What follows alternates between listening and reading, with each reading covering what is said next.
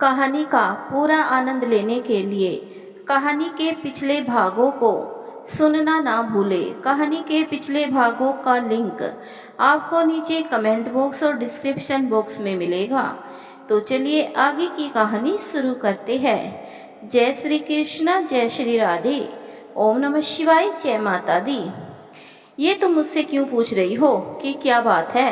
तुम्हें अच्छी तरह मालूम है कि क्या बात है। मैं पूछती हूँ कि इस तरह मेरा धर्म भ्रष्ट करके तुम्हें क्या मिल गया? क्रोध के कारण वह काँप रही थी। What nonsense!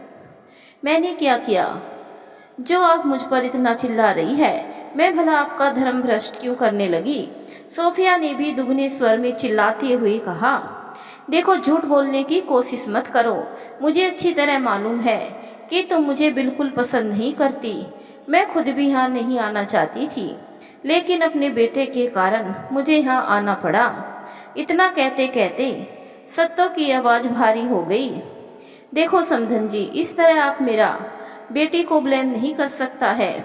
अरे वह कितना ख्याल रखता है आपका, और आप इस तरह इस पर आकर चिल्लाता है। सोफिया की माँ ने अपनी बेटी का बचाव करते हुए कहा। अभी उन दोनों के बीच झड़प चल ही रही थी कि तभी अचानक से अर्जुन घर आ गया। आज कोर्ट का हाफ था, इसीलिए वह लंच टाइम के बाद घर आ गया था। जैसे ही उसने घर में कदम रखा तो अपनी माँ और पत्नी के साथ साथ अपनी सासू माँ की बात सुनकर भी दंग रह गया। उसे यह बात बिल्कुल भी अच्छी नहीं लगी कि उसकी माँ के साथ सोफिया की माँ ने इस तरह रूडली बिहेव किया। यह सब क्या हो रहा है? आप लोग इस तरह आपस में क्यों झगड़ रहे हैं? अच्छा हुआ अर्जुन तुम आ गए। देखो ना, तुम्हारी माँ अचानक से आकर मुझ पर चिल्ला रही है। मुझे तो पूरी बात मालूम तक नहीं है कि आखिर हुआ क्या है। अर्जुन को देखकर सोफिया ने मासूम बनने का नाटक करते हुए कहा। पहले तुम लोग शांत हो जाओ, फिर मैं बात करता हूँ। इतना कहते हुए अर्जुन अपनी मम्मी की ओर पलटा और बोला, मम्मी बताइए आखिर बात क्या है?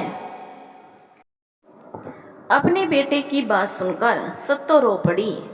उसने दोपहर के खाने में मांस के और हड्डी का टुकड़ा मिलने वाली घटना बता दिया। अपनी माँ की बात सुनकर अर्जुन भी सन रह गया। उसने जलती हुई नज़रों से सोफिया की ओर देखा। फिर उसने अपने नौकर को आवाज़ लगाई, बहादुर बहादुर कहाँ हो? जल्द से जल्द यहाँ आओ। अपने मालिक की इतनी गुस्से भरी आवाज़ सुनकर बहादुर दौड़ता दौड़ता वहाँ पर आया। जी साहब, बहादुर ने नज़र झुकाकर कहा। उसे इस बात का अंदेशा हो गया था कि दोपहर वाली घटना का सारा जिम्मा उसके माथे पर डाल दिया जाएगा। मम्मी के खाने में इतनी बड़ी गड़बड़ कैसे हुई? अर्जुन ने जलती हुई नज़रों से उसे देखते हुए कहा। ठाकुर जी की सौगंध, मैंने पूरा निरामिष खाना बनाया था। मालकिन को मैंने पूरा खाना भी दिखा दिया था। मेरा खाना बिल्कुल निरामिष था। मुझे नहीं मालूम कि यह सब कैसे हुआ। बहादुर ने डरते डरते कहा। उसे क्यों बुरा भला कहते हो बेटा? इसमें उसकी कोई गलती नहीं है। मैंने खुद रसोई में जाकर सब कुछ अच्छी तरह देखा था। इतना कहते हुए सत्तो रो पड़ी और चुपचाप वापस ऊपर अपने कमरे में चली गई। दूसरी ओर बहादुर को भी बहुत बुरा लग रहा था। वह सत्तो के पीछे पीछे ऊपर गया और उनसे हाथ जोड़कर माफ़ी मांगने लगा। मैं सच कहता हूँ अम्मा जी, मैंने पूरे ध्यान से आपका खाना बनाया था और खुद अपने हाथों से आपके बर्तन में खाना डालकर ऊपर आ रहा था। इतना कहते हुए बहादुर को जैसे कुछ याद आया। लेकिन जब मैं आपके लिए खाना लेकर ऊपर आ रहा था, तभी पीछे से मेम साहब ने मुझसे कहा कि मैं आपके लिए फ्रिज से मिठाई भी लेता जाऊं। मैंने आपके खाने को डाइनिंग टेबल पर रखा और फ्रिज से मिठाई लेने के लिए चला गया था। इतना कहकर उसने अपना सर झुका लिया। अब सत्तो को समझ में आ गया था कि क्या बात किया थी। पहले तो उसे शक था, लेकिन अब पूरा यकीन हो गया। इससे पहले कि वह कुछ कहती, उसने पीछे खड़े अर्जुन को देखा, जो सारी बात सुन चुका था। बहादुर ने जब अर्जुन को देखा तो डर के मारे बुरा हाल हो गया। उसने सोचा कहीं ऐसा ना हो कि बड़े साहब अपनी पत्नी की शिकायत करने के अपराध में मुझे नौकरी से ही निकाल दे। उसने घबराहट को देखकर अर्जुन ने आगे बढ़कर उसके कंधे पर हाथ रखते हुए कहा, तुम्हें घबराने की जरूरत नहीं है, मुझे तुम पर पूरा यकीन है। अब मैं समझ गया कि यह सब किसका किया धरा है। तुम जाओ यहाँ से। अपने मालिक की बात सुनकर बहादुर सर पर पैर रखकर वहां से भागा। इसके साथ ही उसे इस बात की खुशी हुई कि उसकी नौकरी बची रह गई। अर्जुन बहुत शर्मिंदा था। उसकी समझ में नहीं आ रहा था कि वह क्या करे। सत्तो अपने बेटे के मन की बात समझ रही थी। उसने आगे बढ़कर अर्जुन का हाथ पकड़ा और उसे अपने पास बिस्तर पर बैठा लिया। इसमें तेरी क्या गलती है जो तू इतना दुखी हो रहा है? मैं तो पहले से ही जानती थी कि मेरा रहना यहाँ किसी को भी पसंद नहीं आएगा, लेकिन तेरा मुंह देखकर मुझे आना पड़ा। सत्तो ने अर्जुन के माथे पर हाथ फेरते हुए कहा। अर्जुन तो खुद ही निशब्द था। उसकी आंखों से आंसू बहने लगे। सॉरी मम्मी, मुझे नहीं मालूम था कि ये लोग इस कदर नीचता पर उतर आएंगे, लेकिन मैं इनको छोड़ने वाला नहीं हूँ। इतना कहते हुए अर्जुन गुस्से से भरा हुआ नीचे चला गया। बेचारी सत्तो का मन किसी सूखे पत्ते की तरह कांपने लगा। वह सोच रही थी कहीं ऐसा ना हो कि मेरी वजह से मेरे बेटे की गृहस्थी में आग लग जाए। इधर सोफिया और उसकी मम्मी यह सोचकर खुश हो रही थी, शायद अर्जुन गुस्से में भरकर अपनी माँ को ही डांटने गया है, लेकिन उसे क्या मालूम था कि उन लोगों की ही पोल खुल चुकी है। इसी बीच अर्जुन को कमरे में आता हुआ देखकर दोनों माँ बेटी चुप हो गई। अर्जुन ने एक बार गहरी नजरों से उन दोनों को देखा और बोला, सोफिया, कल मैं मम्मी को गौतम के पास छोड़ने जा रहा हूँ। उसकी बात पूरी भी नहीं हुई थी कि वह खुशी से चिल्लाकर बोली, देख लिया ना तुमने, हम लोगों ने मम्मी जी को सर पर बैठा कर रखा, लेकिन उल्टे उन्होंने हम लोगों पर ही इल्जाम लगा दिया। बिल्कुल राइट डिसीजन लिया है तुमने। सोफिया की बात सुनकर अर्जुन ने ठंडी सांस ली और बेहद रूखी आवाज में कहा, हाँ, मैंने बिल्कुल राइट डिसीजन लिया है। मैं मम्मी को हमेशा के लिए इस घर से भेज रहा हूँ, लेकिन उसके साथ साथ मैंने एक डिसीजन और लिया है। सोफिया को ये जानकर बहुत खुशी हुई कि अर्जुन अब अपनी माँ को गौतम के पास छोड़ने जा रहा है। अपने दामाद की बात सुनकर पास बैठी हुई सोफिया की माँ भी मन ही मन मुस्कुराने लगी। वैसे भी सत्तो के आ जाने से दोनों पति पत्नी को परेशानी हो रही थी, क्योंकि घर में होने वाली शराब की पार्टी जो बंद हो गई थी। अब सुबह शाम घर में वेस्टर्न म्यूजिक की जगह भजन गूंजा करते थे। अर्जुन भी अपनी पत्नी और सासू माँ को एक दूसरे से आंखों ही आंखों में बातें करते हुए सब देख रहा था और समझ भी रहा था। यही देखकर उसने एक ठंडी सांस ली और सोफिया से कहा, मम्मी को गौतम के पास छोड़ने के डिसीजन के साथ साथ मैंने एक डिसीजन और लिया है। अच्छा, वह क्या है? सोफिया की आंखें चमक उठी। दरअसल मैंने तुम्हारी मम्मी के लिए भी एक किराए का घर ढूंढ लिया है। मैं उन्हें एडवांस भी दे चुका हूँ। अर्जुन की बात सुनकर दोनों माँ बेटी को जैसे बिजली के 440 वोल्ट का झटका सा लगा। क्या कहा तुमने? मेरी मम्मी के लिए रेंट का घर बुक कर दिया है। तुम्हें अच्छी तरह मालूम है कि मेरे सिवा इनका कोई नहीं है, फिर तुमने ऐसी हरकत क्यों की? सोफिया ने गुस्से से लगभग चीखने वाले अंदाज में कहा, इसमें नाराज होने वाली क्या बात है? मुझे मालूम है तुम्हारी मम्मी को भी इस तरह बेटी के घर में रहना अच्छा नहीं लग रहा होगा, इसीलिए मैंने उनके रहने की व्यवस्था करवा दी है। अर्जुन ने बड़े निर्विकार भाव से कहा, मुझसे पूछे बिना इतना बड़ा डिसीजन लेने की तुम्हारी हिम्मत कैसे हुई? मेरी मम्मी कहीं नहीं जाएगी, मेरे साथ ही रहेगी। सोफिया ने जिद पर आते हुए कहा। पति पत्नी के बीच इस तरह का झगड़ा देखकर सोफिया की मां घबरा गई थी। वह सोचने लगी कि अगर सचमुच अर्जुन ने उन्हें इस घर से बाहर कर दिया तो उनका खर्चा कैसे चलेंगे। अर्जुन उनके घबराहट को देखकर सब समझ रहा था। उसने नहले पर दहला मारते हुए अपनी पत्नी से कहा, अगर इस घर में मेरी मम्मी के लिए जगह नहीं है तो तुम्हारी मम्मी के लिए भी कोई जगह नहीं है। शादी हम दोनों ने की है, इसीलिए हम दोनों अपनी लाइफ जिएंगे। अच्छा, तो अब समझ में आया, ये आग तुम्हारी माँ ने लगाई है।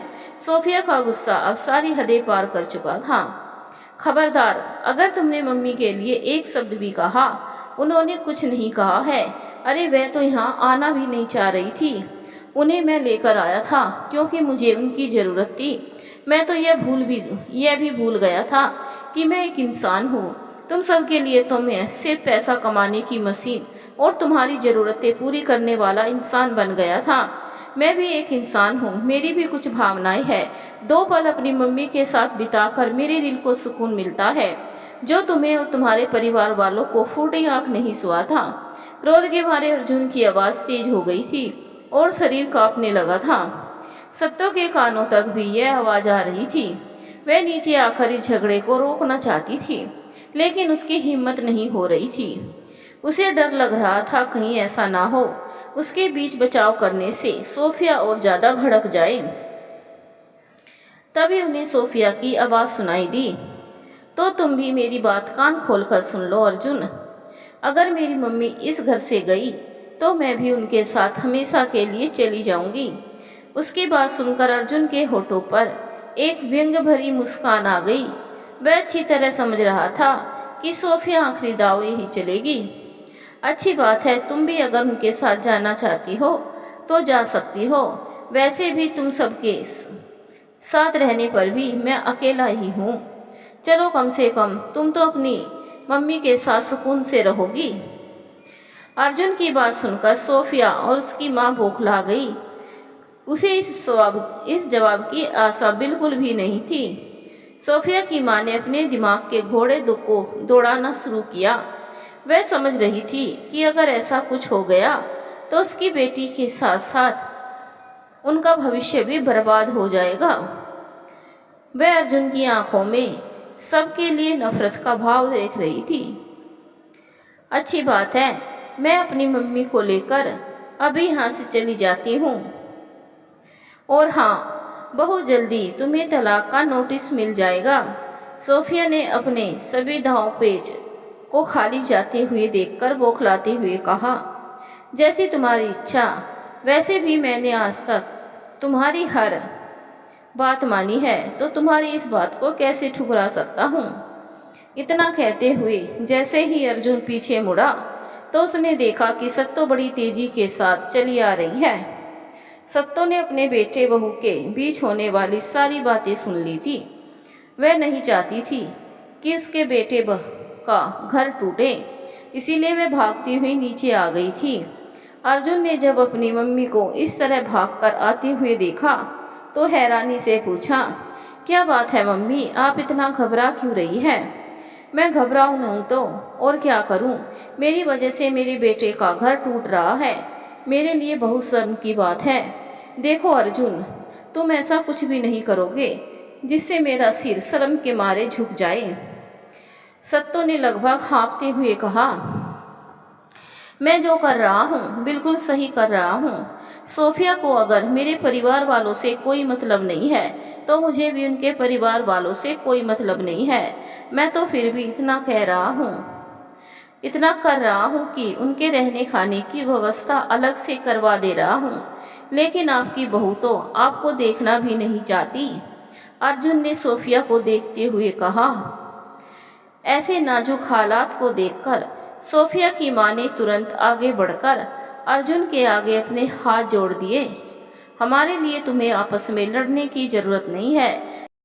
तुम बिल्कुल ठीक कहता है, यह सोफिया बिल्कुल गलत है। सबका मम्मी एक जैसा होता है। You are right. सोफिया की माँ ने तुरंत अपनी भूल मानते हुए अर्जुन से यह बात कही। सोफिया तो अपनी मम्मी के व्यवहार से हैरान थी। मम्मी, ये आप क्या कह रही हैं? सोफिया चिल्ला उठी। हम बिल्कुल ठीक कर रहा है, तुम लोग ठीक से रहो, बस हम यही प्रेयर करेगा। सोफिया की माँ ने अपनी बेटी से कहा और कमरे से बाहर निकल गई। सोफिया ने जैसे ही सत्तो को देखा तो नफरत भरे अंदाज में बोली, ये सब कुछ आपकी वजह से हो रहा है। सत्तो ये सुनकर तड़प उठी। उसने अर्जुन का हाथ लिया और अपने सर पर रख दिया। तुझे मेरी कसम है अर्जुन, अगर तूने कुछ भी किया तो इसी वक्त सोफिया और उसकी माँ से माफ़ी मांग। अगर तेरे दिल में अपनी माँ बाप के लिए जरा भी सम्मान है तो तुझे सौगंध है, तू सोफिया और उसकी मम्मी को इस घर से जाने से रोक ले, वरना मैं अपनी जान दे दूंगी। अपनी माँ की बात सुनकर अर्जुन की आंखों में आंसू आ गए। उसे ऐसा लगा जैसे किसी ने उसके हृदय में छुरा भोंक दिया हो। किसी तरह अपने दिल के दर्द को दबाता हुआ सोफिया की ओर मुड़कर बोला, सॉरी, तुम्हें और तुम्हारी मम्मी को अब कहीं भी जाने की ज़रूरत नहीं है। सोफिया यह बात बिल्कुल सुनकर और भड़क गई। मुझे अच्छी तरह मालूम है कि तुम अपनी मम्मी के प्रेशर में आकर यह बात कह रहे हो। मैं अब एक पल के लिए भी इस घर में नहीं रुकने वाली हूँ। इस वक्त अपनी मम्मी के साथ यहाँ से चली जाती हूँ, फिर तुम आराम से अपनी मम्मी के साथ यहाँ चैन से रहना। सोफिया ने किसी नागिन की तरह बल खाते हुए गुस्से से फुफकार कर कहा। सत्तो यह देखकर घबरा गई। उसने आगे बढ़कर सोफिया के पैर पकड़ लिए। जो हुआ सो हुआ, बीती बातें पर मिट्टी डालो बहू। मेरी खातिर अपनी ज़िंदगी मत बर्बाद करो। तुम्हें तुम्हारे मम्मी की सौगंध, अगर तुमने कभी भी एक पल के लिए भी मेरे बेटे से सच में प्यार किया है तो तुम्हें उस प्यार की सौगंध। अपने बसे बसाए घर को मत तोड़ो। मैं इसी वक्त यहाँ से चली जाती हूँ और वादा करती हूँ कि जीवन में कभी लौटकर नहीं आऊँगी। सत्तू ने रोते हुए कहा। अर्जुन से अब और बर्दाश्त नहीं हुआ। बस करो मम्मी, अपने बेटे की खातिर इतना भी मत गिर जाओ कि तुम्हारा बेटा जीते जी मर जाए। इतना कहकर अर्जुन ने अपनी माँ का हाथ पकड़ा और उसी वक्त उन्हें लेकर घर से निकल गया। अर्जुन के जाने के बाद सोफिया की मम्मी अपने कमरे से बाहर निकली और एक जहरीली मुस्कान के साथ अपनी बेटी से बोली, बस करो डियर, अब ज़्यादा नौटंकी की ज़रूरत नहीं है। कहीं ओवर एक्टिंग के चक्कर में इन लोगों को सचमुच घर से ना निकलना पड़े। तुम्हारे सर की मुसीबत अब जा चुकी है। अपनी मम्मी की बात सुनकर सोफिया भी मुस्कुराने लगी और एक गहरी सांस लेकर बिस्तर पर बैठ गई। थैंक गॉड, मुझे तो यकीन ही नहीं था कि बुढ़िया इस घर से जाएगी भी। सोफिया ने चैन की सांस लेते हुए कहा। सुनो, मेरा बात ध्यान लगाकर सुनो। अब थोड़ा दिन तक तुम अपना हस्बैंड को घास मत डालना और अपना मुंह फुलाए रखना। धीरे धीरे वो लाइन में आ जाएगा। अपनी माँ की बात सुनकर सोफिया ने खुश होकर हामी सिर हिलाया और बहादुर को कुछ चटपटा सा स्नैक्स बनाने का ऑर्डर दिया। दोनों माँ बेटे के बीच गाड़ी में गहरी खामोशी छाई थी। सत्तो अपने बेटे की नजरें बचाकर अपनी आंखों में भर आए आंसुओं को रह रहकर साड़ी से पोंछ लेती थी। आखिरकार वह लोग गौतम के घर पहुंच ही गए। गौतम ने जब अचानक से अपनी माँ और बड़े भाई को देखा तो चौंक गया। अच्छा हुआ आप मम्मी को लेकर यहाँ आ गए। मैं और अवंतिका सोच ही रहे थे कि आपके यहाँ आकर मम्मी को ले आए। अर्जुन ने उनका स्वागत करते हुए कहा। तब तक अंदर से अवंतिका भी आ गई थी।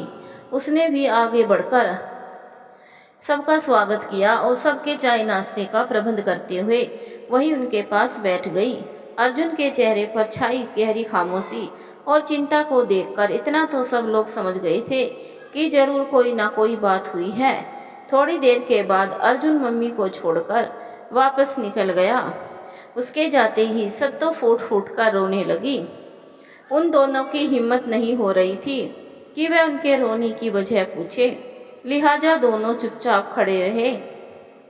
थोड़ी देर के बाद जब सत्तो कुछ शांत हुई तो गौतम ने पास आते हुए कहा, आप इतनी परेशान क्यों हो मम्मी? वहाँ कुछ बात हुई क्या? नहीं नहीं, ऐसी कोई बात नहीं है। अर्जुन तो मेरा बहुत ख्याल रखता था। भगवान उन दोनों को खुश रखे। अब ऐसे ही उसे जाता हुआ देखकर मेरी रुलाई छूट गई। सत्तो ने सोफिया के बुरे बर्ताव को छुपाते हुए कहा। अवंतिका हाउसवाइफ थी, इसीलिए दिन भर वह घर पर ही रहती थी। घर की साफ सफाई, सारे काम पूरी कुशलता के साथ करती थी। सत्तो के आने के बाद बेशक उसका काम थोड़ा बढ़ गया था, लेकिन उसे कोई परेशानी नहीं हुई। उसका भी मन लगा रहता था।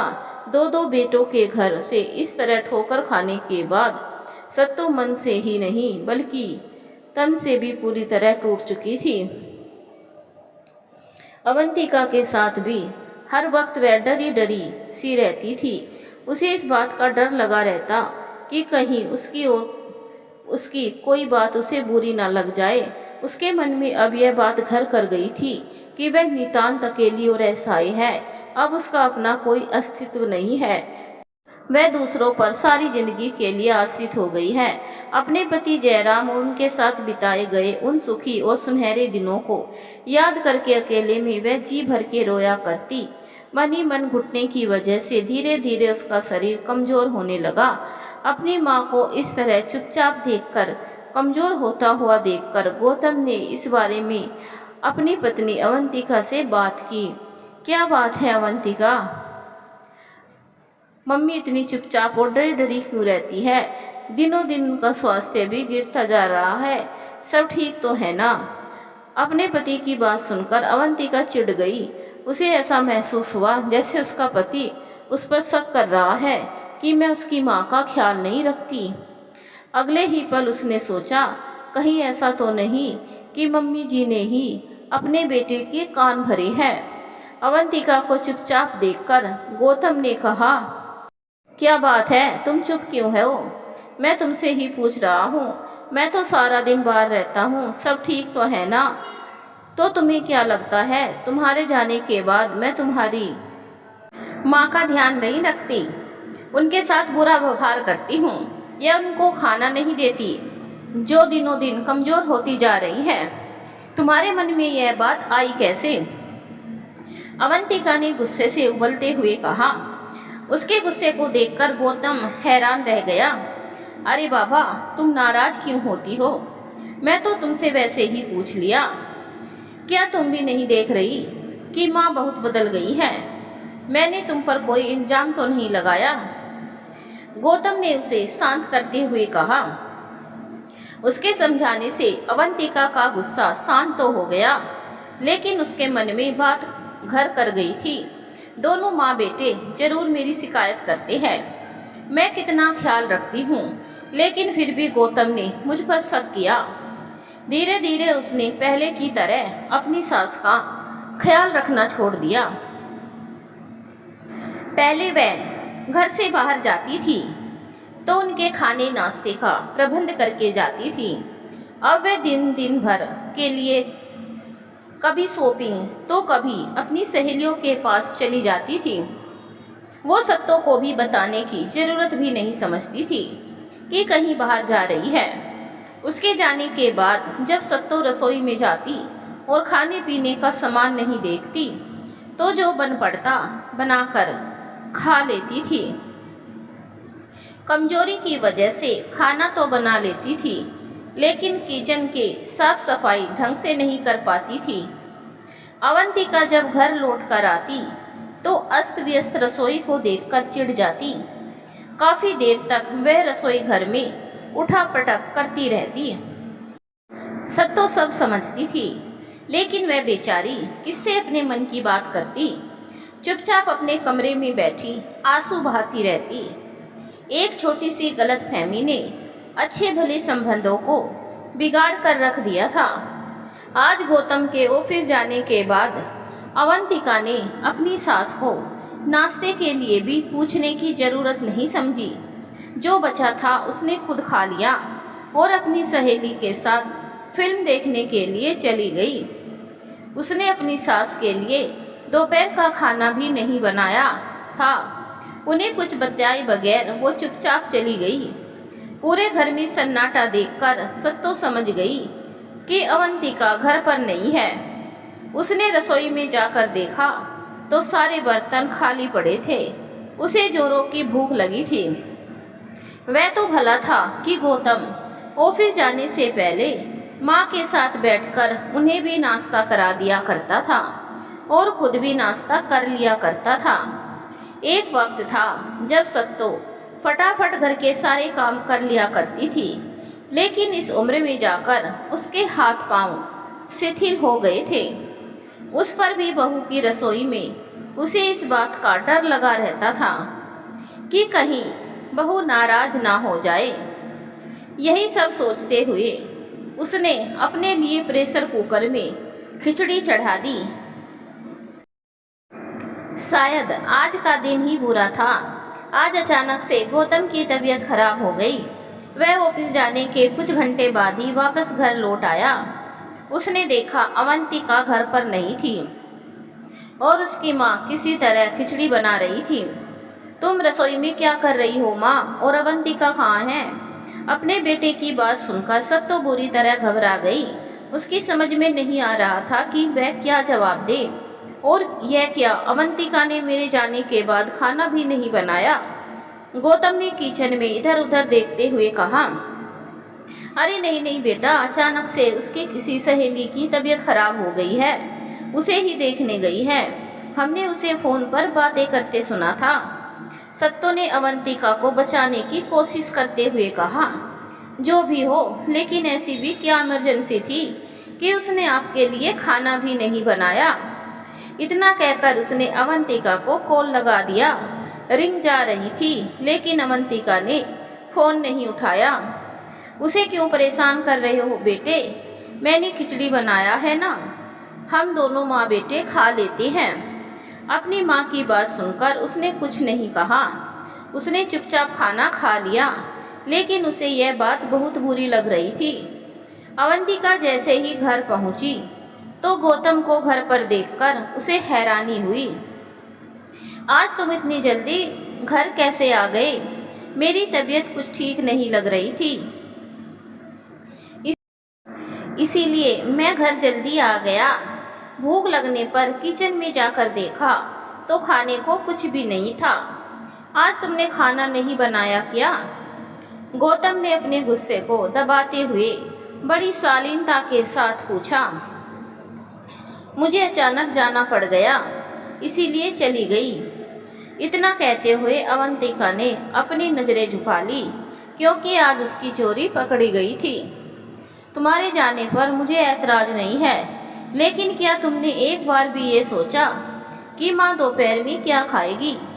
अगर मैंने खाना नहीं बनाया है तो वह खाना बनाकर खा सकती है। भगवान ने उन्हें भी हाथ पैर दिए हैं। अगर एक दिन खाना बनाकर खा लेती तो कोई आफत नहीं आ जाती। गौतम की बात सुनकर अवंतिका ने बुरी तरह चिढ़कर कहा। सत्तो मन ही मन में डर रही थी कि कहीं ऐसा ना हो कि उसकी वजह से पति पत्नी में झगड़ा हो जाए, लेकिन यहाँ गौतम ने समझदारी से काम लेते हुए अवंतिका से कुछ नहीं कहा। परंतु उसे यह बात समझ में आ गई थी कि दूसरी बहू की तरह अवंतिका भी उसकी माँ से खुश नहीं है। उस दिन के बाद वो अक्सर वक्त बेवक्त घर आ जाया करता था, ताकि उसे घर के हालात मालूम हो सके। बेटे की अनुपस्थिति में सत्तो भी धीरे धीरे घर के सारे काम कर लेती थी। अवंतिका ने अब जानबूझकर यह सब अनदेखा करना शुरू कर दिया था। अपने बेटे की सुख शांति के लिए सत्तो कलेजे पर पत्थर रखकर सब कुछ झेल रही थी। उसे अपने बेटे से कोई शिकायत नहीं थी। दूसरी तरफ मयूर रोज अपनी माँ से बात किया करता। उसे अपनी माँ से दूरी बर्दाश्त नहीं हो रही थी, क्योंकि बचपन से ही लेकर आज तक वह कभी भी अपनी माँ से अलग नहीं रहा था। उसका बस चलता तो वो इसी वक्त जाकर अपनी मम्मी को अपने पास ले आता, लेकिन अपनी पत्नी अनीता के व्यवहार को देखते हुए उसकी हिम्मत नहीं होती थी। वह नहीं चाहता था कि वह उसकी माँ का अपमान करे। अनीता का अभी भी वही रवैया था। उसने मयूर को बिल्कुल ही अनदेखा करना शुरू कर दिया था और कोई रास्ता नहीं देखकर मयूर ने सोचा कि क्यों ना अब अनीता के पिता अखिलेश जी से इस बारे में बात की जाए। यही सोचकर उन्हें फोन करके सारी बात बता दी। अखिलेश जी ने जब यह सारी बातें सुनी तो उन्हें बहुत बुरा लगा। उन्हें अपनी बेटी से ऐसी आशा नहीं थी। स्वर्गीय जयराम जी से और सत्तो से उनके रिश्ते बहुत अच्छे थे। पूरी बात सुनकर सुबह अगले ही दिन अपनी बेटी के घर के लिए रवाना हो गए। अरे पापा, आप अचानक से कैसे आ गए? आपने फोन भी नहीं किया। इतना कहते हुए अनीता अपने पापा से लिपट गई। अखिलेश जी ने भी अनजान बनते हुए सभी घर वालों के बारे में पूछा। और बेटे, भाभी जी कहीं दिखाई नहीं दे रही है, कहाँ है वह? अपने पापा की बात सुनकर वह सकपका गई। अगले ही पल उसने नॉर्मल होते हुए कहा, वह कोलकाता में गौतम भैया के पास में है। कमाल है, इतने महीने से वह यहाँ पर आई ही नहीं, तो उनसे ही मिलने के लिए आया था। मयूर, जरा फोन लगाओ भाभी जी को, मैं उनसे बात करना चाहता हूँ। उनकी बात सुनकर मयूर ने झट से अपनी माँ को फोन लगा दिया। सत्तो ने जैसे ही दूसरी तरफ से अखिलेश जी की आवाज़ सुनी तो वह सचेत हो गई। उसने सोचा कि कहीं उसके मुंह से कोई ऐसी वैसी बात ना निकल जाए जिसकी वजह से मयूर की जिंदगी में कोई नया तूफान खड़ा हो जाए। कमाल है भाभी जी, इतने महीनों से आप घर छोड़कर घूम रही हैं बाहर। क्या आपको अपने घर की याद नहीं आती? मैं तो आपसे ही मिलने आया था। बहुत हो गया घूमना फिरना, आप वापस अपने घर आ जाइए। अखिलेश जी ने हंसते हुए सत्तो से कहा तो उसकी रुलाई छूट गई। उसका रोना सुनकर उन्हें बहुत बुरा लगा। उन्हें अपनी बेटी पर बहुत गुस्सा आ रहा था, लेकिन वह बात बिगाड़ना नहीं चाहते थे। इसीलिए उन्होंने हंसते हुए कहा, मैं यहाँ हूँ और मयूर आपको लेने के लिए आ रहा है। भाभी जी अपनी पैकिंग कर लीजिए। अभी उन्होंने फ़ोन रखा ही था कि अनीता ने गुस्से से कहा, पापा आप उन्हें नहीं लेने जाएंगे? मैं उन्हें इस घर में नहीं रहने दूंगी। अनीता, जबान संभाल कर बात करो। यह घर भाभी जी का है, जिन्हें उन्होंने और भाई साहब ने अपने खून पसीने से बनाया है। अखिलेश जी ने गरजते हुए कहा, माय फुट, एक तो आपने मयूर जैसे लड़के के साथ मेरी शादी करके मेरी जिंदगी बर्बाद कर दी। अब आप उस बुढ़िया को यहाँ लाकर मेरे सीने पर मूंग दलना चाहते हैं। ऐसा कभी नहीं होगा। अनीता ने गुस्से से बौखलाते हुए कहा। तड़ाक! अगले ही पल उसके मुंह पर एक जोरदार तमाचा पड़ा। उस जोरदार थप्पड़ की वजह से उसका पूरा दिमाग हिल गया था। वह आंखें फाड़कर अपने पिता को देख रही थी, जिन्होंने आज तक उससे ऊंची आवाज में बात तक नहीं की थी। आज उन्होंने सबके सामने थप्पड़ रसीद कर दिया। दूसरी ओर अखिलेश जी अपनी बेटी को थप्पड़ मारने के बाद अपने आप को शर्मिंदा महसूस कर रहे थे। बड़े हताश होते हुए उन्होंने अपनी बेटी को देखा और कहा, आज मुझे अपने आप पर बेहद शर्मिंदगी महसूस हो रही है कि शायद मेरी परवरिश में कोई कमी रह गई होगी, तभी तुमने अपनी माँ समान सास के लिए ऐसी बात कही। अनीता की आंखों से आंसू बह रहे थे। उसके मुंह से कोई आवाज़ नहीं निकल रही थी। अखिलेश जी ने एक बार फिर से अनीता को गहरी नज़रों से देखा और उसे चेतावनी देते हुए कहा, मेरी बात ध्यान से सुनो। भाभी जी अब इसी घर में रहेंगे। अगर तुम्हें उनका अपमान किया तो समझ लेना कि तुम्हारे पापा भी तुम्हारे लिए मर गए। इतना कहने के बाद उन्होंने मयूर की ओर देखा और आदेश दिया, मयूर, तुम इसी वक्त फ्लाइट की टिकट बुक करो और भाभी जी को यहाँ लेकर आओ। उनके आने के बाद ही मैं यहाँ से जाऊँगा। उनकी बात सुनकर मयूर को बहुत खुशी हुई। उसके दिल में अपने ससुर के लिए और भी ज़्यादा श्रद्धा हो गई। अनीता की समझ में नहीं आ रहा था कि वह क्या करे तो क्या करे। उससे यह बात अच्छी तरह मालूम थी कि उसके पापा अपने असूलों के पक्के हैं। उन्होंने जो कह दिया सो कह दिया। अगर सच में उन्होंने सारे रिश्ते तोड़ लिए तब वह क्या करेगी। वह चुपचाप अपने कमरे में चली गई और जाकर दरवाज़ा बंद करके रोने लगी। दूसरी ओर मयूर ने तुरंत फ्लाइट का टिकट बुक कराया। सौभाग्य से उसे टिकट भी मिल गया। फ्लाइट में बैठा मयूर का मन भी तेज गति से उड़कर अपने माँ के पास पहुँच गया था। मयूर जब पहुँचा तो उसने देखा कि घर का दरवाज़ा खुला हुआ है और उसकी माँ खाना बनाने की तैयारी कर रही है। जैसे ही वह अचानक से उनके सामने जाकर खड़ा हुआ तो सत्तो हैरान रह गई। उसे अभी भी यकीन नहीं हो रहा था कि उनका बेटा मयूर उनके सामने खड़ा है। ऐसा ऐसे क्या देख रही हो मम्मी? मैं मयूर हूँ, तुम्हारा बेटा। मैं तुम्हें लेने आया हूँ। तुम इसी वक्त मेरे साथ अपने घर चलो। उसकी बात सुनकर सत्तो ने अपना मुंह फेर लिया। उसे अनीता की सारी बातें याद आ गई। वो नहीं चाहती थी कि एक बार फिर से वह अपने बेटे के जीवन में कलह उत्पन्न करे। उसने बातों को दूसरी तरफ मोड़ते हुए कहा, तुम मुंह हाथ धो लो, मैं जल्दी से तुम्हारे लिए कुछ खाने को बना कर लाती हूँ। अरे वाह, आप क्यों खाना बनाएगी? अवंतिका भाभी कहाँ है? कहीं दिखाई नहीं दे रही। वह किसी काम से बाहर गई है बेटे। मैं घर में खाली बैठी थी तो सोचा कुछ बना लेती हूँ। सत्ता ने असलियत को छुपाते हुए कहा। घर के हालात देखकर मयूर भी अब सब कुछ समझने लगा था। अपनी माँ की हालत और घर की व्यवस्था देखकर वह समझ गया था कि अवंतिका भाभी भी मम्मी को बोझ ही समझ रही है। वह अपने साथ वापसी की टिकट भी लाया था, इसीलिए उसने अपनी मम्मी को तैयार होने को कह दिया। आपको कुछ करने की ज़रूरत नहीं है, जल्दी से आप अपना सामान पैक कीजिए। मैं रिटर्न टिकट लेकर आया हूँ। हम इसी वक्त अपने घर के लिए जाएंगे। मयूर की बात सुनकर सत्तो परेशान हो गई। उसने सोचा कि इस तरह गौतम को बताए बिना जाना ठीक नहीं होगा। कहीं ऐसा ना हो कि अचानक से चले जाने से उन दोनों पति पत्नी के बीच कोई नया विवाद खड़ा हो जाए। इतनी भी क्या जल्दी है मयूर? गौतम और अवंतिका को आ जाने दो। उनकी गैर मौजूदगी में इस तरह कैसे जा सकते हैं? तुम अपना सामान तो रखो, मैं गौतम भैया को फ़ोन कर देता हूँ कि वह जल्दी से घर आ जाए। तो वहाँ पर अखिलेश अंकल जी भी तुम्हारा वेट कर रहे हैं। जल्दी करो मम्मी, तुम्हारे बगैर वह पूरा घर उदास है। उसका प्रेम और उतावलापन देखकर सत्तो की आंखों में आंसू आ गए। उसके दिल को यह सोचकर बहुत तसल्ली हुई कि अभी भी उनके बेटे उसे चाहते हैं। उधर मयूर ने गौतम को फ़ोन लगा दिया था। हेलो भैया, कहाँ हैं आप? मैं मयूर बोल रहा हूँ। इस वक्त मैं आपके घर पर हूँ। मैं मम्मी को वापस अपने साथ ले जाने के लिए आया हूँ। अगर आप जल्दी आ जाते तो बहुत अच्छा होता, क्योंकि मैं रिटर्न टिकट साथ लेकर आया हूँ। मयूर की बात सुनकर गौतम हैरान रह गया।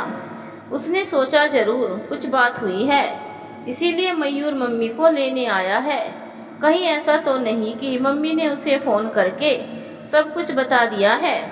यही सोचकर उसने अपना काम बंद किया और तुरंत घर के लिए रवाना हो गया। गौतम जब घर पहुंचा तो उसने देखा अवंतिका घर पर नहीं थी। अपने छोटे भाई मयूर को गले लगाते हुए गौतम ने कहा, क्या बात है मयूर, तुम इस तरह अचानक से कैसे आ गए? इतना कहते हुए उसने अवंतिका को आवाज़ दी। अवंतिका, कहाँ हो भाई? तुमने मयूर को चाय नाश्ता कराया या नहीं? भाभी को आवाज़ देकर कोई फ़ायदा नहीं है भैया, वह घर पर नहीं है। मम्मी ने बताया वह किसी काम से बाहर गई है। उसकी बात सुनकर गौतम समझ गया कि हमेशा की तरह अवंतिका बगैर बताए गायब है। आज उसे उसकी हरकत पर बहुत गुस्सा आ रहा था। उसने तुरंत अवंतिका को कॉल किया। तुम कहाँ हो अवंतिका? जल्दी घर आओ, मयूर आया है। मयूर आया है तो मैं क्या करूँ?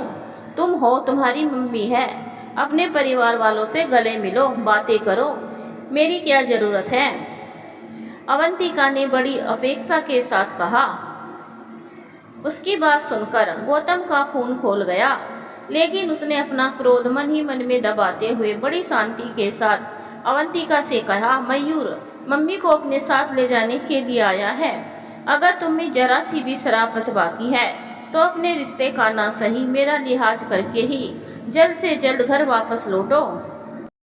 गौतम की आवाज़ की शक्ति पल भर के लिए अवंतिका को इस बात का एहसास दिला गई कि अगर इस वक्त उसने अपने पति की बात नहीं मानी तो शायद उन दोनों के रिश्ते हमेशा के लिए खराब हो सकते हैं। इसीलिए वह दोस्तों की महफिल को छोड़कर वापस घर के लिए रवाना हो गई। घर पहुंचते ही उसने अपने चेहरे पर एक नकली मुस्कान लाते हुए कहा, अरे वाह देवर जी, ऐसी क्या बात हो गई कि आप अचानक से आ गए? अनीता साथ नहीं आई? नहीं भाभी, मैं मम्मी को साथ ले जाने के लिए आया हूँ। ना जाने कितने महीने हो गए थे मुझे इन्हें देखे हुए। अब मैं एक पल के लिए भी इन्हें अपने आप से दूर नहीं हो जाने दूंगा। मयूर की बात सुनकर अवंतिका के दिल को बहुत तसल्ली हुई। उसके सिर का बोझ मानो उतर गया था। इस बार उसने दिल से मुस्कुराते हुए कहा, हाँ हाँ क्यों नहीं, आप उनके लाडले बेटे जो हो। इतना कहने के बाद वह सत्तो की ओर मुड़ी और बोली, फिर देर किस बात की है मम्मी जी, जल्दी से अपनी पैकिंग कर लीजिए। सत्तो ने उसकी बात का कोई जवाब नहीं दिया। मैं चुपचाप अपने कमरे में चली गई और अपने कपड़े समेटने लगी। अपनी सास के वापस जाने की खुशी में अवंतिका ने जल्दी जल्दी खाना बनाया और बड़े प्यार से सबको खिलाया। मयूर रात की फ्लाइट से अपनी मम्मी को साथ लेकर लौट गया। गौतम बड़े बुझे मन से सब कुछ देखते हुए उन्हें विदा किया। सबके जाने के बाद अवंतिका अपने आप को बहुत हल्का फुल्का महसूस कर रही थी। रसोई में काम करते हुए उसका गुनगुनाना सुनकर गौतम ने बड़े नफरत भरे अंदाज में कहा, मेरा ख्याल है कि सिर्फ गीत गुनगुनाने से तुम्हारी खुशी नहीं पूरी होगी, थोड़ा सा डांस भी कर लो, आखिर तुम्हारे सर का बोझ जो उतर गया है। अपने पति की बात सुनकर बर्तन धोते हुए अवंतिका के हाथ रुक गए। तुम तो इस तरह बात कर रहे हो मानो मैं तुम्हारी माँ को यहाँ से जाने को कहा है। उनका बेटा लेने आया था तो वह चली गई, इसमें तुम्हें इतना बुरा क्यों लग रहा है। अवंतिका ने अपनी आंखें तरेड़ते हुए गौतम से कहा, तो और क्या करती वो बेचारी, तुमने हालात ही ऐसे कर दिए थे कि उन्हें यहाँ रुकना मुनासिब नहीं लगा। पता नहीं क्यों तुम औरतों को अपनी माँ तो बहुत प्यारी लगती है, लेकिन पति की माँ दुश्मन नजर आती है। आखिर ये सोचने की कोशिश क्यों नहीं करती तुम लोग कि जिस माँ ने अपने बच्चों के पीछे अपना सारा जीवन लगा दिया है, क्या बुढ़ापे में उन्हें अपने बच्चों के साथ रहने का कोई अधिकार नहीं है। इतना कहते कहते गौतम की आवाज़ तेज हो गई थी। उसकी बात सुनकर अवंतिका का दिमाग घूम चुका था। उसने जोर से बर्तनों को जमीन पर पटका और बोली, क्यों, क्या तुम ही उनके इकलौते बेटे हो? अरे उनके 6 बेटे हैं, सभी बारी बारी से रखे, मैंने क्या अकेले का ठेका ले रखा है। अवंतिका की बात सुनकर उसके होठों पर एक अजीब सी मुस्कुराहट आ गई। घबराओ मत, ये कलयुग है, अपना किया सामने आ ही जाता है। कल को अब यही बात अपनी भाभी के मुंह से अपनी माँ के लिए सुनने को मिलेगी, तब शायद तुम्हें अपनी भूल का एहसास होगा। इतना कहकर गौतम तेजी से घर के बाहर चला गया। उसके जाने के बाद अवंतिका ने बड़ा सा मुंह बनाया और बाकी के काम करने लगी। एक लंबे अरसे के बाद जब सत्तो अपने घर पहुंची तो उसे ऐसा महसूस हुआ जैसे उसके मुर्दा शरीर में प्राण आ गए हो। रह रहकर उसकी आंखों से आंसू छलक रहे थे। उसने एक गहरी सांस ली और घर की दहलीज को प्रणाम करके अंदर प्रवेश किया। मयूर अपनी माँ के मन की व्यथा समझ रहा था, इसीलिए उसने उनका हाथ पकड़ा और अंदर लेकर आया। सत्तो अपने पूरे घर को निहार रही थी। अखिलेश जी ने जब उन्हें आया देखा तो वे खुशी खुशी उठकर आगे बढ़े और उनका स्वागत किया। आइए भाभी जी, आपका यह घर आपके बिना अधूरा था। आपके कदम पड़ते ही इस घर में जान आ गई है। उनकी बात सुनकर सत्तो ने बगैर कुछ कहे हाथ जोड़ दिए, क्योंकि गला तो उसका पहले से ही रुंध चुका था। अपनी मालकिन को आया देखकर केशव, दुलारी और माधव सभी बहुत खुश हुए। तुरंत उन्होंने अपनी मालकिन की पसंद की अदरक वाली कड़क चाय बनाई और नाश्ते के साथ लेकर उनके पास पहुंच गए। बहुत अच्छा हुआ अम्मा जी, आप लौट आए, आपके बिना तो हमें भी अच्छा नहीं लगता था। दुलारी ने सत्तो के पैरों के पास बैठते हुए कहा। काफ़ी देर तक इधर उधर की बातें होती रही। सभी लोग खाना खा चुके थे, लेकिन अनीता का अभी भी कोई अता पता नहीं था। अखिलेश जी भी उसे कई बार कॉल कर चुके थे, लेकिन वह अपनी सहेलियों के साथ अभी भी पार्टी में व्यस्त थी। रात के 12 बजने वाले थे। सभी लोग सोने की तैयारी कर रहे थे। तभी अनीता हमेशा की तरह कंधे पर बैग टांगे हुए और गीत गुनगुनाते हुए अंदर आई। हेलो पापा, आप अभी तक सोए नहीं? और आपको इतने फ़ोन करने की क्या ज़रूरत थी? मैंने कहा तो था कि मैं अपनी सहेलियों के साथ पार्टी में जा रही हूँ। उसने बड़ी बेपरवाही से कहा। तभी उसकी नज़र सत्तों पर पड़ी। उन्हें देखते ही उसका चेहरा गुस्से से लाल हो गया। उसने एक नज़र उन पर डाली और अपने पापा की ओर देखकर बोली, मैंने आपसे कहा था ना पापा कि अगर यह इस घर में रहेगी तो मैं यहाँ नहीं रहूँगी। यह मेरा घर है, मेरी प्रॉपर्टी है। मैं एक पल के लिए भी बर्दाश्त नहीं कर सकती। अनीता, अखिलेश जी गुस्से से चिल्लाई, तुम शायद इस बात को भूल रही हो कि जिसे तुम मेरा घर, मेरी प्रॉपर्टी कह रही हो, उसे जयराम भाई साहब भाभी ने मिलकर बनाया है। सिर्फ तुम लोगों के नाम कर देने से यह तुम्हारी नहीं हो जाती। सचमुच तुम्हारी बात सुनकर मुझे अपनी परवरिश पर शर्मिंदगी हो रही है। अखिलेश जी ने अपनी बेटी को देखकर बड़े दुख भरे अंदाज में कहा, कल तक उनकी प्रॉपर्टी थी, अब यह मेरे नाम है, इसीलिए मेरी हुई। अपने हिस्से की प्रॉपर्टी तो ये अपने विलायती बेटे बहू को देकर आ गई है। अपनी बेटी की बात सुनकर अखिलेश जी मुस्कुराए और बोले, अगर सबको इसी बात की नाराजगी है कि सत्तो भाभी ने अपने हिस्से की प्रॉपर्टी अपने विलायती बेटे बहू को दे दी है, या फिर ये कहे कि इनसे धोखे से ले ली गई है, तो तुम्हें यह बात भी याद दिला दूं कि जब विशाल ने अपनी प्रॉपर्टी बेची थी तो उसे मैंने खरीदा था। मैं अपनी उस प्रॉपर्टी को भाभी के नाम से करता हूँ। अपने पिता की बात सुनकर अनीता के पैरों तले जमीन निकल गई।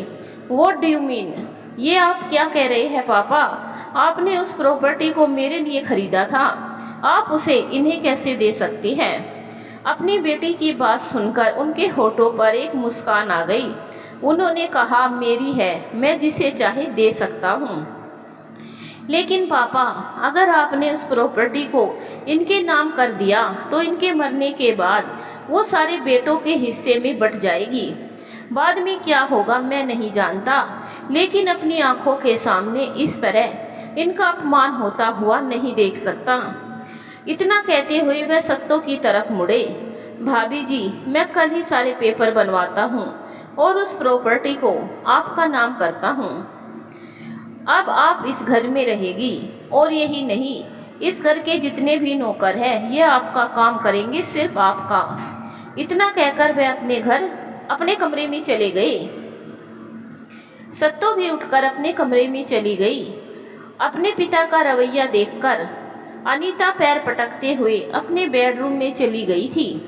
वही मयूर बहुत खुश था। उसके मन में अपने ससुर के लिए और भी ज़्यादा श्रद्धा हो गई थी। सत्तो अपने कमरे में जाकर अपने पति की तस्वीर के आगे खड़ी थी। उसने अपने साड़ी के आंचल से अपने पति की तस्वीर को साफ किया और काफ़ी देर तक खड़ी रोती रही। अगले दिन सुबह एक लंबे समय के बाद एक बार फिर से घर के मंदिर में घंटे की मधुर ध्वनि गूंज रही थी।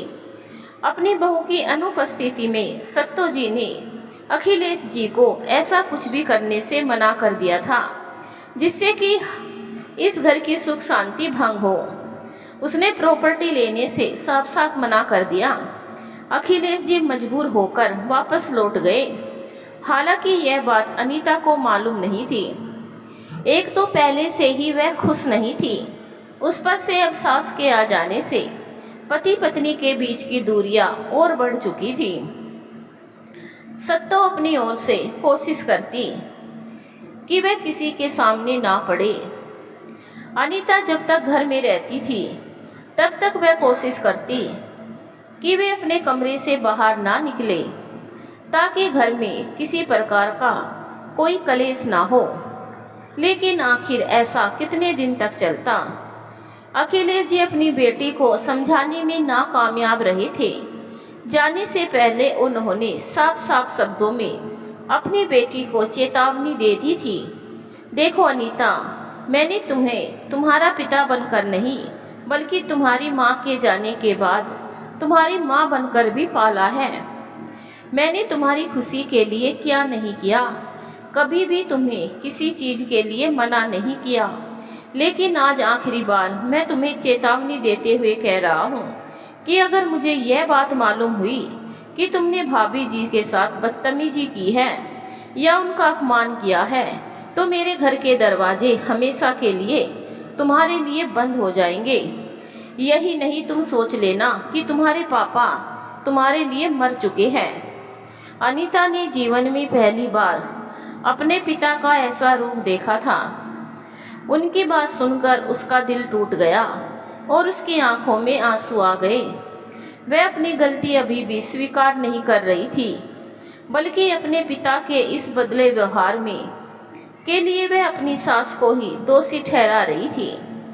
मुझे मालूम है कि मेरे पापा क्यों बदल गए। आप अभी मम्मी जी की बातों में आकर मुझे गलत ठहरा रहे हैं। आप लोग अपनी गलती क्यों नहीं मानते कि आप लोगों ने अपने रिश्ते को बनाए रखने के लिए मेरी जिंदगी बर्बाद कर दी। तुम जिसे जिंदगी बर्बाद होना कह रही हो, मैं उसे आबाद होना कह रहा हूँ। आज की तारीख में मयूर जैसा लड़का और इस परिवार जैसे लोग कहीं नहीं मिलते। सच कहूँ तो बहुत बदनसीब हो तुम, जो ना तो भाभी की ममता को समझ पा रही हो, ना अपने कर्तव्य को। अखिलेश जी ने अपनी बेटी की बात काटते हुए कहा। अपने पापा की बात सुनकर अनीता ने कोई जवाब नहीं दिया, बल्कि गुस्से में उसने गाड़ी की चाबी उठाई और घर के बाहर निकल गई। अखिलेश जी सत्तो से मिलकर अपनी बेटी के व्यवहार के लिए माफ़ी मांगते हुए वापस जा चुके थे। पीछे रह गया था तो सिर्फ घर में फैला हुआ तनाव और सन्नाटा। सत्तो जी कोशिश करती कि वह अनीता के सामने ना पड़े। इन सब के बीच मयूर को इस बात की तसल्ली जरूर थी कि पत्नी का प्यार ना सही, माँ की ममता का आंचल अभी भी उसके सर पर है। ऑफिस के लिए निकलने से पहले और आने के बाद वह अपना सारा वक्त अपनी माँ के साथ व्यतीत करता। ऐसा नहीं था कि उसने अनीता के साथ सामंजस्य बैठाने की कोशिश नहीं की। उसने कई बार उससे बात करने की कोशिश की, लेकिन उसने तो जैसे अपने मुंह पर ताला लगा लिया था। वह किसी की बात का कोई जवाब नहीं देती थी। मयूर के जॉइंट अकाउंट से वह अपनी मनमर्जी से पैसे निकालती और खर्च करते हुए दोस्तों के साथ समय बिता रही थी। हाँ, इसे एंजॉय करना तो बिल्कुल नहीं कहेंगे, वह सिर्फ और सिर्फ समय काट रही थी। आज सुबह से ही मौसम बहुत खराब था। जोरों से गरज के साथ तूफानी बारिश हो रही थी। मयूर भी वक्त से पहले घर लौट आया था। हमेशा की तरह आज भी सत्तो दरवाजे पर खड़ी अपने बेटे का इंतजार कर रही थी। जब तक वह फ्रेश होकर आया तब तक उसने उसके लिए गर्मा गर्म नाश्ता तैयार करवा रखा था। इधर उधर की बातें करने के बाद मयूर ने देखा कि उसकी माँ कुछ टेंशन में दिखाई दे रही है। मयूर, क्या बात है मम्मी? आपकी तबीयत तो ठीक है ना? आप कुछ परेशान नजर आ रही हैं। मेरी तबीयत तो ठीक है मयूर, लेकिन बाहर का मौसम देखकर मुझे बहू की चिंता हो रही है। इतना खतरनाक मौसम में गाड़ी ड्राइव करके आना ठीक नहीं है, सत्तो ने चिंता के साथ कहा। अपनी माँ की बात सुनकर मयूर ने एक फीकी मुस्कान के साथ कहा, क्यों बेकार में चिंता कर रही है आप? वह इतनी बेवकूफ़ नहीं है कि इस तूफान बारिश में अपनी जान खतरे में डालेगी। उसकी बात सुनकर सत्तो ने कुछ नहीं कहा। उसे अपने बेटे का घर टूटता हुआ देखकर बहुत घुटन होती थी। देखो बेटे, अगर तुम मुझे सचमुच मानते हो तो मेरे लिए ही सही एक बार फिर से अपने रिश्ते को सुधारने की कोशिश करो। अभी तो तुम लोगों की जिंदगी शुरू हुई थी, ऐसे में तुम दोनों के बीच इतनी दूरियां और टेंशन देखकर मैं भी टूटती जा रही हूँ। सत्तो ने मयूर को समझाने की कोशिश की। बेकार है मम्मी, मैं अपनी ओर से कोशिश करके हार चुका हूँ। आप भी देख चुकी है कि मैं आधी आधी रात तक उसके साथ क्लबों और पार्टियों में घूमता रहा हूँ। इंजॉय करना अलग बात है, लेकिन अनीता जो कर रही है वह आवारगी है। मयूर ने एक ठंडी सांस लेते हुए कहा, बीती बातों को भूल जाओ बेटा और एक बार फिर से अपनी ओर से कोशिश करके देखो। हो सकता है कि अपने पापा के समझाने के बाद बहू को भी अपनी गलती का एहसास हो गया हो, लेकिन शर्मिंदगी के कारण वह झुकना नहीं चाह रही हो। अपनी माँ की बात सुनकर मयूर भी सोच में डूब गया। ठीक है मम्मी, मैंने आज तक आपकी बात कभी नहीं टाली। अगर आप कह रही हैं तो मैं एक बार फिर से कोशिश करता हूँ, शायद अनीता समझ जाए। यह बात सुनकर उसके दिल को बहुत तसल्ली हुई। मन ही मन उसे ढेरों दुआएं देते हुए बड़े प्यार से उसके सर पर हाथ फिराने लगी। अपने बेटे की बात सुनकर सत्तो के चेहरे पर भी मुस्कान आ गई। मन ही मन वो भगवान से प्रार्थना करने लगी कि उनके बहू बेटे के बीच सब कुछ ठीक हो जाए। बाहर इस वक्त भी तूफानी बारिश हो रही थी। रात के 12 बज चुके थे। अब मयूर को भी चिंता हो रही थी। उसने अनीता को कॉल लगाया, परंतु तेज तूफान और बारिश के कारण शायद नेटवर्क नहीं मिल पा रहा था, इसीलिए उसका फ़ोन नॉट रीचेबल बता रहा था। मयूर ने कई बार उसे फ़ोन लगाया, लेकिन जब कॉल कनेक्ट नहीं हो पाया तो उसने उसके दोस्तों को भी कॉल लगाकर बात करने की कोशिश की। अनीता की एक दोस्त नताशा को कॉल लगाया भी तो आवाज़ साफ नहीं आ रही थी। हार कर उसने उसकी प्रतीक्षा करना ही उचित समझा। आधी रात हो गई थी। मयूर इस वक्त भी हॉल में बैठा उसी का इंतजार कर रहा था। तभी बाहर उसे गाड़ी के हॉर्न की आवाज़ सुनाई पड़ी। थोड़ी देर बाद उसने देखा अनीता लड़खड़ाते हुए कदमों से अंदर आ रही थी। उसकी हालत देखकर मयूर को एक बार फिर से गुस्सा आ गया, लेकिन अपनी माँ की बात याद करते हुए उसने अपने आप को शांत किया और आगे बढ़कर लड़खड़ाती हुई अनीता को थाम लिया। इतनी तूफानी रात में और नशे की हालत में तुम्हें गाड़ी ड्राइव करके घर आने की क्या ज़रूरत थी? भगवान न करे कहीं कोई हादसा हो जाता तो। मयूर ने उसे संभालते हुए अपनी चिंता व्यक्त की। उसकी बात सुनकर अनीता के कदम रुक गए। उसने एक बार गहरी नज़रों से उसे देखा और बड़े विरक्त भाव से बोली, डोंट टच मी। अनीता ने उसका हाथ झटकते हुए गुस्से से कहा, तैता तुम कौन होते हो इस तरह मेरी फिक्र करने वाले? उसकी बात को अनसुना करते हुए मयूर ने कसकर उसे पकड़ा और लेकर अपने कमरे में चला गया। अनीता ने जब उसे अपने बेडरूम में देखा तो उसका सारा नशा उतर गया। वो गुस्से से चिल्लाते हुए बोली, तुम्हारी हिम्मत कैसे हुई मेरे कमरे में आने की? तुम तो अपना कमरा अलग कर बैठे हो, फिर आज तुम्हें मेरी याद कैसे आ गई? निकल जाओ मेरे कमरे से, मैं तुम्हारी शक्ल भी नहीं देखना चाहती। उसकी बात सुनकर पल भर के लिए तो मयूर को इतना गुस्सा आया कि उसे लगा कि उसे इस कमरे से चले जाना चाहिए, लेकिन अगले ही पल उसे अपनी माँ की बात याद आ गई। इसीलिए उसने अपने क्रोध को दबाते हुए अपनी माँ की खुशी के लिए एक बार फिर से नई शुरुआत करने की कोशिश करते हुए अनीता को समझने की कोशिश की।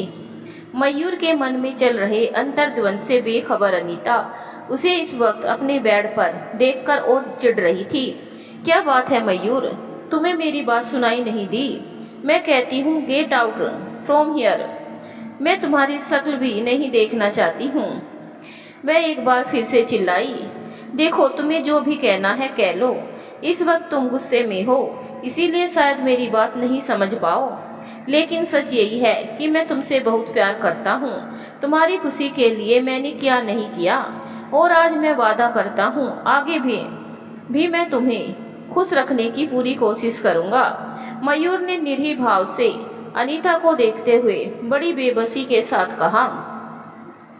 उसकी बात सुनकर अनीता ने एक जोरदार ठहाका लगाया और बड़े व्यंग्यात्मक नज़रों से मयूर को देखते हुए बोली, मेरी खुशियों का ख्याल रखोगे, और वह भी तुम, माय फुट। इतना कहकर वह धड़ाम से बिस्तर पर गिर गई। कहीं ना कहीं मयूर को उस पर तरस आ रहा था। उसके इस हालत का जिम्मेदार वह खुद को ही मान रहा था। सही कहा है किसी ने, दो समान सोच वाले लोग ही अपनी गृहस्थी की गाड़ी को खुशी खुशी आगे बढ़ा सकते हैं। विचारों में अगर तालमेल ना हो तो जिंदगी नरक हो जाती है। थोड़ा बहुत उतार चढ़ाव तो चलता है, लेकिन जहाँ विचारों में पूरब और पश्चिम सा अंतर हो तो वहाँ निभाना बहुत मुश्किल हो जाता है। यही सब सोचते हुए मयूर ने अनीता का हाथ अपने हाथों में लेते हुए उसे समझाने की कोशिश की। जो हुआ उसे भूल जाओ, मैं वादा करता हूँ आगे से तुम्हें कोई तकलीफ नहीं होने दूंगा। हम दोनों मिलकर जिंदगी की एक नई शुरुआत करेंगे। मैं तुम्हें पूरा वक्त देने की कोशिश करूँगा। तुम भी बीती बातों को भूल जाओ। मयूर की बात सुनकर अनीता ने एक बार उसे गहरी नज़रों से देखा और मुंह फेरकर सो गई। उसके सोने के बावजूद भी मयूर उस कमरे से नहीं गया, बल्कि उसने अनीता के पैरों से सैंडल खोले और उसे ब्लैंकेट उड़ाकर अच्छी तरह सुलाकर वह भी सो गया। सचमुच उसने मन ही मन सोच लिया था कि सब कुछ भूलकर वो उसे खुश रखने की कोशिश करेगा। सुबह जब अनीता की आंख खुली तो उसने अपनी बगल में मयूर को सोता हुआ देखा। दिमाग पर जोर डालने पर उसे रात की सारी बात याद आ गई। उसने देखा मयूर नींद में सोया हुआ बहुत मासूम लग रहा था। आज उसे एहसास हुआ कि मयूर पिछले कुछ सालों में यह परेशानियां झेलते हुए बिल्कुल कमजोर सा हो गया है। उसके चेहरे की रौनक खत्म हो चुकी थी। उसे अपने पापा की बात याद आई। उसके दिल ने कहा कि अगर सचमुच मयूर अपने रिश्ते को एक मौका देना चाहता है तो वह क्यों नहीं दे सकती। आखिर इतनी लंबी जिंदगी ऐसे तो नहीं गुजारी जा सकती। उसकी सारी सहेलियां अपने अपने मैरिड लाइफ में खुश हैं। एक वही है जो पति के साथ अलगाव का दंश झेल रही है। अगर मयूर ने उसकी तरफ एक कदम आगे बढ़ाया है तो वह भी एक कदम जरूर आगे बढ़ाएगी। यही सोचकर उसने गहरी सांस ली और वॉशरूम में चली गई। रात को टेंशन और देर से सोने की वजह से मयूर की आंख नहीं खुल पाई थी। जैसे ही उसने अपनी आंखें खोली और बिस्तर पर नजर डाली तो देखा कि अनीता नहीं थी। वॉशरूम से आते हुए पानी की आवाज़ सुनकर वह समझ गया कि वह घर पर ही है। वो भी उठकर कमरे से बाहर निकल गया। सत्तो हॉल में बैठी हुई चाय पी रही थी। जैसे ही उसने अपने बेटे को बहू के कमरे से निकलते हुए देखा, उसके दिल को एक अजीब सी शांति मिली। पिछले कुछ समय से दोनों के कमरे भी अलग हो गए थे। यह देखकर सत्तो का मन बहुत कचोटता था। यह सोचकर उसके दिल को बहुत तसल्ली मिली कि उसका बेटा आज भी दिल से उसका सम्मान करती है, उसकी बातों को मानता है। यह सब सोचकर वह खुश हो ही रही थी कि तभी उसे अनीता की याद आई। सत्तो जल्दी से उठकर अपने कमरे में चली गई, क्योंकि उसे यह बात मालूम थी कि वह उसे बिल्कुल भी पसंद नहीं करती थी। आज ही उसके बेटे ने अपनी नई जिंदगी की और एक पहला कदम बढ़ाया है, इसीलिए वह नहीं चाहती थी उसे देखकर फिर से उन दोनों के बीच कोई कहासुनी हो जाए। जब तक अनीता फ्रेश होकर बाहर निकली, मयूर 2 कप कॉफ़ी लेकर वापस कमरे में जा चुका था। अपने पति के हाथों में कॉफ़ी और चेहरे पर मुस्कान देखकर अनीता को अपनी आंखों पर यकीन नहीं हुआ। उसने बगैर कुछ कहे मयूर के हाथों से कॉफ़ी का मग ले लिया। क्या तुमने अभी भी मुझे माफ़ नहीं किया है? सचमुच मैं तुमसे बहुत प्यार करता हूँ। मैं इस बात को अच्छी तरह जानता हूँ कि शायद मैं तुम्हारे लायक नहीं, लेकिन फिर भी मैं वादा करता हूँ कि आज के बाद मैं तुम्हें हर खुशी देने की कोशिश करूँगा और इसमें तुम भी मेरी मदद करोगी। मयूर ने बड़े इमोशनल होते हुए कहा। उसकी बात सुनकर अनीता ने एक गहरी सांस लेते हुए कहा, ठीक है, अगर तुम मेरी खातिर अपने उसूलों से समझौता कर सकते हो तो मैं भी इस रिश्ते को बचाए रखने के लिए समझौता कर सकती हूँ।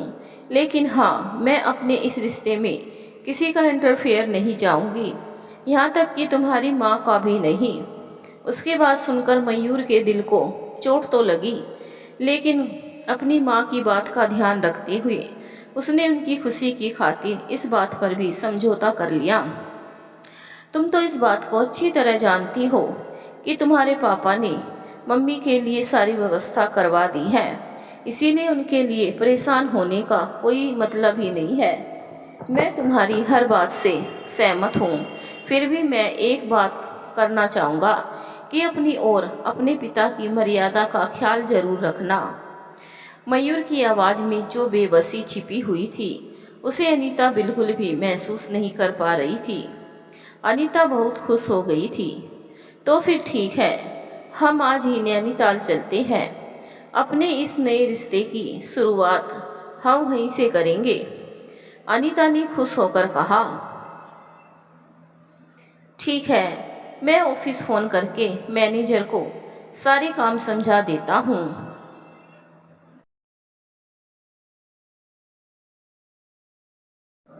इतना कहकर वो कमरे के बाहर चला गया।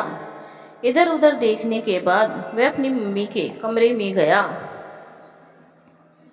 सत्तो उसे देखते ही खुश हो गई। तूने मेरी बात का मान रख लिया बेटा, इसके लिए मैं बहुत खुश हूँ।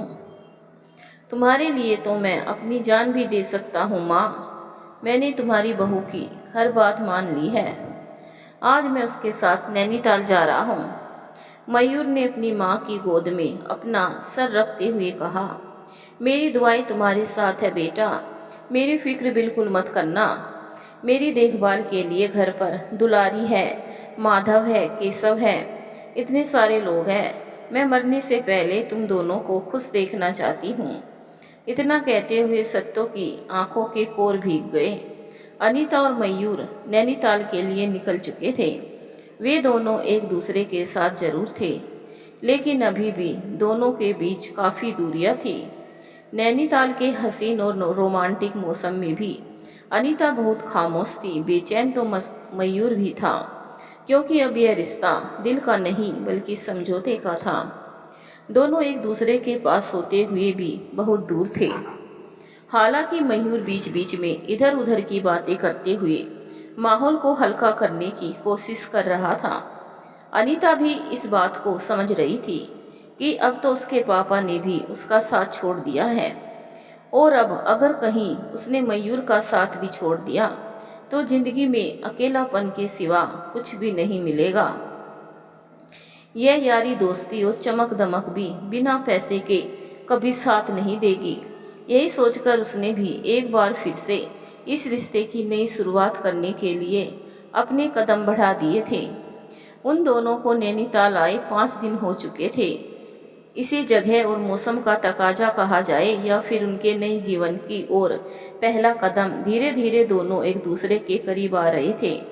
हफ्ते भर के बाद जब यह दोनों नैनीताल से लौट कर आए तो उन दोनों के चेहरे की चमक देखकर सत्तो समझ गई कि उन दोनों के बीच बहुत कुछ ठीक हो चुका है।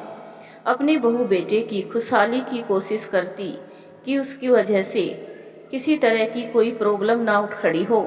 जब मयूर के ऑफिस से लौटने का वक्त होता है तो वह जानबूझकर कभी मंदिर चली जाती तो कभी छत के ऊपर जाकर मेडिटेशन करने लग जाती। मयूर हमेशा की तरह आकर अपनी माँ को कमरे में और इधर उधर ढूंढता। नौकर से पूछने पर जो भी वही जवाब देते जो उन्हें सत्तो ने बता रखा होता था। मयूर जब माँ को नहीं देखता तो फिर वो अनीता को साथ लेकर बाहर घूमने निकल जाता था। वह भी इस बात से खुश थी कि अब मयूर पहले की तरह हर वक्त अपनी माँ की गोद में नहीं बैठा रहता, बल्कि अपना ज़्यादा से ज़्यादा समय उसके साथ गुजारता है। समय तेज गति से चला जा रहा था। आखिरकार वह दिन भी आ गया जिस दिन का इंतजार था। अनीता माँ बनने वाली थी। जिस दिन सत्तो को यह बात मालूम हुई थी अनीता माँ बनने वाली है, तो उसकी खुशी का ठिकाना नहीं रहा।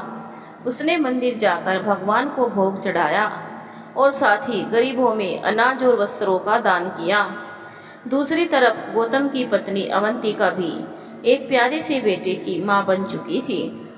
गौतम ने अपनी माँ को फोन करके पापा बनने की खुशखबरी दे दी थी। इस तरह घर में अब दूसरी खुशखबरी का इंतजार था। अर्जुन का घर इस वक्त भी बच्चे की किलकारी से वंचित था, क्योंकि सोफिया माँ बनना नहीं चाहती थी। विकास भी अपनी बीवी बच्चों के साथ खुश था। निखिल भी अपनी बिजी लाइफ के कारण पिता नहीं बन पाए थे। सभी अपनी अपनी जिंदगी में सत्तों को अनदेखा करके खुश थे।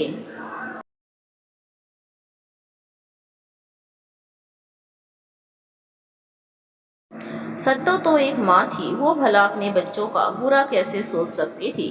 हमेशा वह सबके लिए भगवान से दुआएं मांगती।